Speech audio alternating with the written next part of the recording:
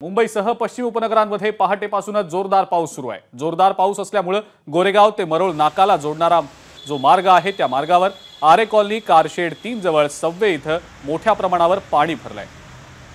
त्यामुळे western express हायवेवर सकाळपासूनच मोठी वाहतूक कोंडी झालेली आहे। याचाच आढावा आमच्या प्रतिनिधींनी घेतला, आपण पाहूया।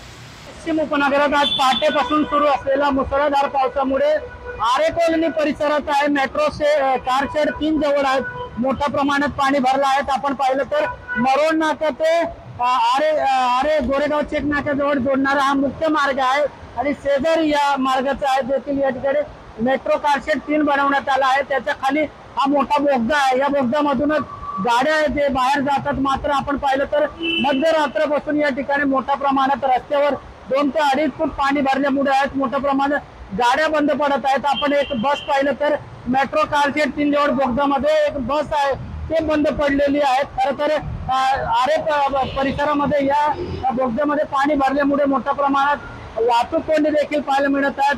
पश्चिम द्रुतगती महामार्ग वर वाहतूक कोंडी असल्यामुळे लोक जे आहेत वाहन चालक आहेत ते आरे परिसरामधून मरोळ नाक्याला जाण्यासाठी निघतात। मात्र आरे परिसरात देखील मोठ्या प्रमाणात रस्त्यावर पाणी भरल्यामुळे वाहन चालकांना याचा मोठा त्रास सहन करावा लागत आहे। कॅमेरामॅन मोहनचा सत्यम सिंह, एबीपी माझा, मुंबई। नमस्कार। मन शुद्ध तुझं ही वेगळ्याच प्रकारची मालिका तुम्हा सगळ्यांना खूप आवडली होती। याचा दुसरा सीझन कधी येणार अशी विचारणा झाली। प्रतीक्षा संपली आहे मित्रांनो। येतोय मन शुद्ध तुझचा दुसरा सीझन। होई मन शुद्ध तुझं।